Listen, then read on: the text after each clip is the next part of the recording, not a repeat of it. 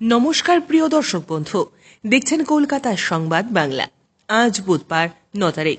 সকলকে মহাষষ্ঠীর প্রীতি ও শুভেচ্ছা জানিয়ে শুরু করছি আজকের বাছাই করা গুরুত্বপূর্ণ কয়েকটি তাজা খবর। চ্যানেলে নতুন হলে অবশ্যই চ্যানেলটিকে সাবস্ক্রাইব করে আমাদের পাশে থাকবেন। প্রথমেই শিরোনাম। আমার অনেক কিছু বলার আছে, কাঠগড়ায় বিস্ফোরক দাবি সঞ্জয়ের।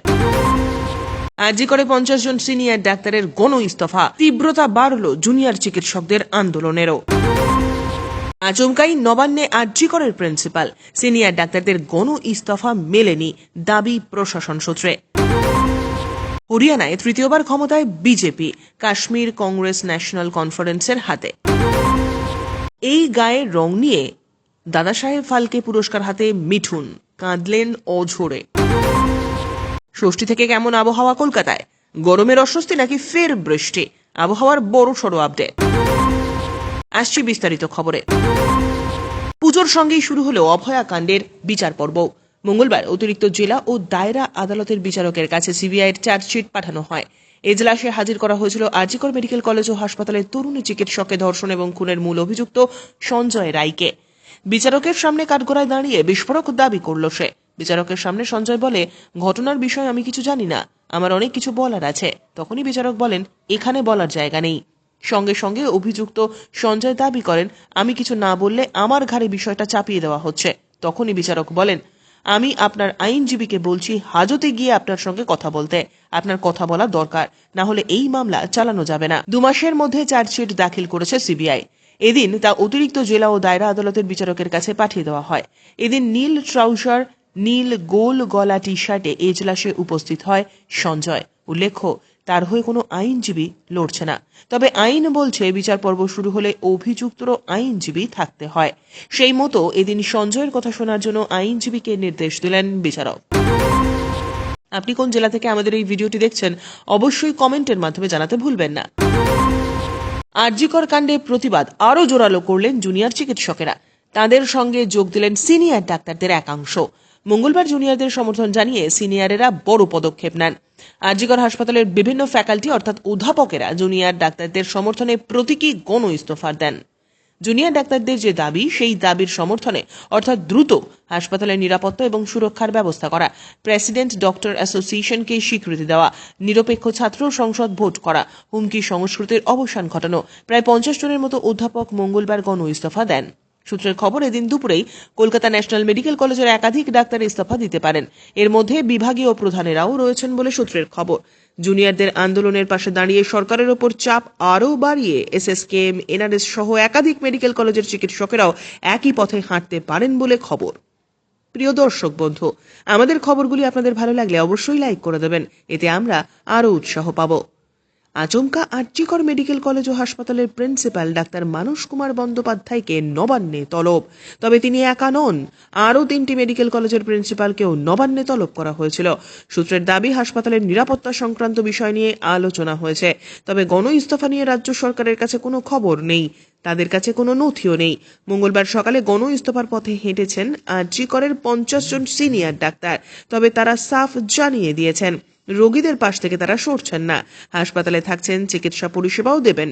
তবে নবান্ন এবং স্বাস্থ্য ভবন সূত্রে খবর, চিকিৎসকদের গণ ইস্তফার কোনো খবর নেই প্রশাসনের কাছে। বিকেলে সিনিয়র ডাক্তারদের তরফে সাংবাদিক সম্মেলন করে সাফ জানিয়ে দেওয়া হয়, জুনিয়র ডাক্তারদের আমরণ অনশনের পাশে তারা আছেন, থাকবেন। প্রয়োজনে রাজ্য সরকারের সঙ্গে আলোচনায় জুনিয়র ডাক্তারদের সঙ্গে অংশ নিতেও রাজি তারা। এদিকে এদিন এসএসকেএম, আরজি কর, কলকাতা মেডিকেল কলেজ হাসপাতাল সহ মোট 4টি মেডিকেল কলেজের প্রিন্সিপালকে নিয়ে রিভিউ বৈঠকে বসেছিলেন মুখ্য সচিব মনোজ পান্ত। হাসপাতালগুলির নিরাপত্তা নিয়ে আলোচনা হয়। জেলায় মেডিকেল কলেজগুলি ভার্চুয়ালি বৈঠকেও বসেছিল। নিরাপত্তা সংক্রান্ত কাজ কতদূর, কোনো সমস্যা হচ্ছে কিনা তা নিয়ে বৈঠকে আলোচনা হয়। এই ভিডিওটিতে আমরা 500টি লাইক টার্গেট করেছি। আশা করি আপনারা লাইক করে আমাদের উৎসাহিত করবেন। 1 দশক পরে বিধানসভা ভোট হলো জম্মু এবং কাশ্মীরে, আর তাতে ক্ষমতা ফের চলে এলো আব্দুল্লাহ পরিবারের হাতে। 90 আসনের বিধানসভা প্রাক্তন 2 মুখ্যমন্ত্রী ফারুক আব্দুল্লাহ এবং তার পুত্র ওমরের দল ন্যাশনাল কনফারেন্স অর্থাৎ এনসি জিতেছে 42টিতে, সহযোগী কংগ্রেস 6 এবং সিপিএম 1টিতে। অন্যদিকে বিজেপি 29, প্রাক্তন মুখ্যমন্ত্রী মেহবুবা মুফতির পিপলস ডেমোক্রেটিক পার্টি 3টি আসনে জয়লাভ করেছে। প্রাক্তন বিচ্ছিন্নতাবাদী নেতা শাহজাদ লোনের পিপলস কনফারেন্স এবং আম আদমি পার্টি আপ 1টি করে আসনে জয়ী হয়েছে। নির্দল প্রার্থীরা 7টিতে। কেন্দ্রশাসিত অঞ্চল জম্মু ও কাশ্মীরে 90টি আসনে সরাসরি ভোট হয়েছে, কিন্তু 2019 জম্মু কাশ্মীর পুনর্গঠন আইন এবং ওই আইনের 2023 সালের সংশোধনী অনুযায়ী কেন্দ্রীয় স্বরাষ্ট্র মন্ত্রক এবং জম্মু কাশ্মীরের উপরাজ্যপাল একযোগে 5 জন অনির্বাচিত বিধায়ককে বেছে নিতে পারবেন। তার মধ্যে কাশ্মীরি পণ্ডিত এবং পাক অধিকৃত কাশ্মীর থেকে আসা উদ্বাস্তুদের প্রতিনিধি থাকবেন। এমন পরিস্থিতিতে 95 আসনের জন্য সংখ্যাগরিষ্ঠতার জাদুর সংখ্যা 48। ফলে বিধানসভা ত্রিশঙ্কু হলে উপরাজ্যপাল মনোজ সিংহ বিজেপিতে ক্ষমতা পাইয়ে দিতে তৎপর হতে পারেন বলে অভিযোগ উঠেছিল বিরোধীদের তরফে। কিন্তু আপের এক জয়ীকে ধরলে ইন্ডিয়ার বিধায়কের সংখ্যা দাঁড়াচ্ছে 50-এ। এই পরিস্থিতিতে এনসির তরফে মঙ্গলবার বিকেলে ঘোষণা করা হয়েছে ওমর পরবর্তী মুখ্যমন্ত্রী হচ্ছেন। শেষ পর্যন্ত দেখুন ভিডিওটি। আছে আরও কয়েকটি গুরুত্বপূর্ণ খবর। রাষ্ট্রপতি দ্রৌপদী মুর্মুর হাত থেকে দাদা সাহেব ফালকে পুরস্কার গ্রহণ করলেন মিঠুন চক্রবর্তী। 8ই অক্টোবর অর্থাৎ আজ বক্স অফিসে মুক্তি পেয়েছে মিঠুন চক্রবর্তীর শাস্ত্রী সিনেমাটি। তবে মহাগুরু এখন নয়াদিল্লিতে 70তম জাতীয় চলচ্চিত্র পুরস্কারের আসরে। রাষ্ট্রপতির হাত থেকে পুরস্কার নিয়ে চোখ ছলছল বাঙালি এই অভিনেতা। চলতি বছরেই পদ্মবিভূষণ সম্মানে বিভূষিত হয়েছিলেন তিনি। এবার ভারতীয় চলচ্চিত্রের সর্বোচ্চ সম্মান দাদা সাহেব ফালকে পুরস্কারে তাকে সম্মানিত করল মোদী সরকার। মঞ্চে দাঁড়িয়ে মিঠুন বলেন, এই মঞ্চে আমি আগেও 3বার এসেছি। প্রথমবার জাতীয় পুরস্কার পাওয়ার পর মাথাটা একটু খারাপ হয়েছিল, ভেবেছিলাম বিরাট বড় কিছু করে ফেলেছি। তখন নিজেকে অ্যাল প্যাচিনো ভাবতে শুরু করেছিলাম, আর তারপর তার মতোই হাবভাব করতে শুরু করলাম। তবে পরে বুঝলাম ভুল করে ফেলেছি। কেউ আমার সঙ্গে কাজ করতে চাইছিল না। 3 নম্বর প্রযোজক তো তার অফিস থেকেই বের করে দিল একদিন। এরপর মিঠুন চক্রবর্তী আরও বলতে থাকেন, লোকে বলতো ফিল্ম ইন্ডাস্ট্রিতে এমন কালো গায়ের রং নিয়ে চলবে না, ফিরে যাও। ভগবানকে বলতাম কি করব, এই গায়ের রং তো আমি পাল্টাতে পারবো না। তারপর ভাবলাম আমি তো নাচতে জানি, পা দিয়ে এমন নাচবো যাতে লোকে আমার গায়ের রং না দেখে সবাই যেন আমার পায়ের দিকে তাকিয়ে থাকে। পা থামতে দিইনি। লোকে তখন আমার গায়ের রং ভুলে গেল। আমি হয়ে গেলাম সেক্সি ডাস্কি বাঙালি বাবু। নিয়মিত সঠিক খবর পেতে অবশ্যই আমাদের চ্যানেলটি সাবস্ক্রাইব করুন। ঘূর্ণাবর্ত ঘনীভূত হচ্ছে আরব সাগরে।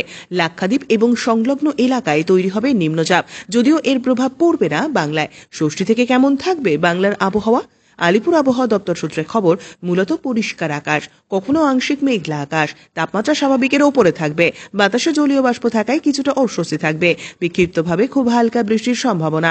কোনো কোনো জেলায় 2-1 পশলা বিক্ষিপ্ত বৃষ্টিপাত হতে পারে। আগামী কয়েকদিন এমনই থাকবে আবহাওয়া। পুজোয় দুর্যোগের সম্ভাবনা তেমন নেই। পুজোর মধ্যে স্থানীয়ভাবে 2-1 জায়গায় সামান্য বৃষ্টির সম্ভাবনা থাকতে পারে। বিক্ষিপ্তভাবেই 2-1 জায়গায় হালকা বৃষ্টির সম্ভাবনা। পুজোয় ভারী বৃষ্টির সম্ভাবনা আপাতত নেই। এক নাগারে বা একটানা বৃষ্টিরও সম্ভাবনা নেই। আবহাওয়া দপ্তরের পূর্বাভাস অনুযায়ী পুজোর মধ্যে বিক্ষিপ্তভাবে 2-1 জায়গায় হালকা বৃষ্টির সামান্য সম্ভাবনা রয়েছে। সকালের দিকে মূলত পরিষ্কার আকাশ, কখনো মেঘলা আকাশ, পরে আংশিক মেঘলা আকাশ। বিকেল বা সন্ধ্যের দিকে হালকা বৃষ্টির সামান্য সম্ভাবনা রয়েছে। যদিও এই সপ্তাহে বৃষ্টির সম্ভাবনা খুব একটা থাকবে না। ভারী বৃষ্টির সম্ভাবনা একেবারেই থাকছে না। খবর শেষ হলো।